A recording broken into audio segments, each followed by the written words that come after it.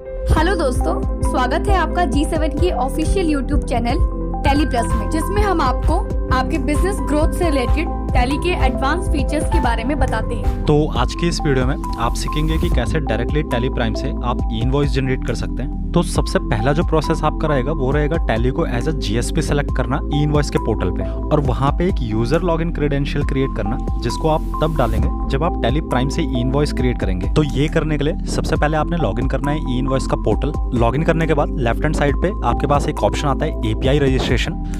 यहाँ पे आपके पास ऑप्शन आएगा क्रिएट एपीआई यूजर, इस पे आपने क्लिक करना है।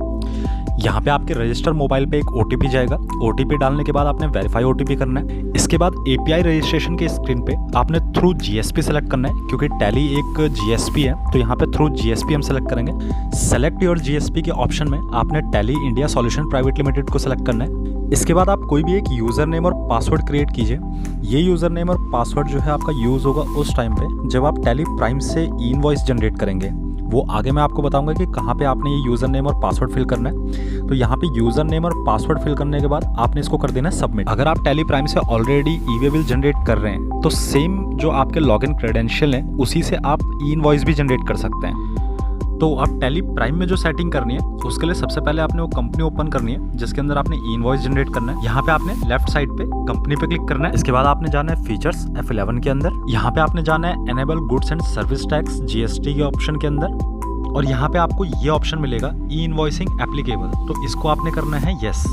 इसके बाद आपसे पूछता है बिल फ्रॉम प्लेस, यहाँ पे आपने वो प्लेस डालनी है जहाँ पे आपका बिजनेस लोकेट करता है। इसके बाद एप्लीकेबल फ्रॉम कि कब से आपका इनवॉइस एप्लीकेबल हो रहा है, और default period for the invoice report के लिए आप कोई भी यहाँ पे नंबर ऑफ डेज डाल सकते हैं। इसके बाद send e-way bill details with E invoice, अगर आप ई-वे बिल के साथ ई इनवॉइस प्रिंट करना चाहते हैं तो इस ऑप्शन को आपने यस करना है। तो ये फिल करने के बाद आपने इसको कर देना है एक्सेप्ट। अब आपकी जो भी सेल्स की एंट्रीज हैं एज इट इज आपने एंट्री करनी है। बस यहाँ पे जो एक चेंज आपको दिखाई देगा कि जैसे ही आप लास्ट में आएंगे यहाँ पे प्रोवाइड ई इनवॉइस डिटेल का ऑप्शन आपको दिखाई देगा, तो इसको आपने करना है यस। यस करने के बाद आपके पास एक ये स्क्रीन आती है ई इनवॉइस डिटेल्स की, जिसमें आपको यहाँ पे सिर्फ दो चीजें फिल करनी है, बिल टू और शिप टू प्लेस। अगर आप ये इनवॉइस किसी फर्स्ट पार्टी को क्रिएट कर रहे हैं तो आपको ये बिल टू और शिप टू यहाँ पे डालना पड़ेगा। अदरवाइज सेकंड टाइम जब भी आप इस पार्टी को इनवॉइसिंग क्रिएट करेंगे तो यहाँ पे ऑलरेडी उसका bill to ship to automatic आपका आ जाएगा। इसके बाद जब आप इसको एंटर करेंगे तो लास्ट स्क्रीन पे आपसे पूछता है do you want to generate E invoice. अगर मैं इस ऑप्शन को यस करूं तो ये मुझसे मांगेगा ई इनवॉइस लॉगिन क्रेडेंशियल। ये डिटेल्स वही है जो लॉगिन क्रेडेंशियल हमने ई इनवॉइस के पोर्टल पे जनरेट किया था।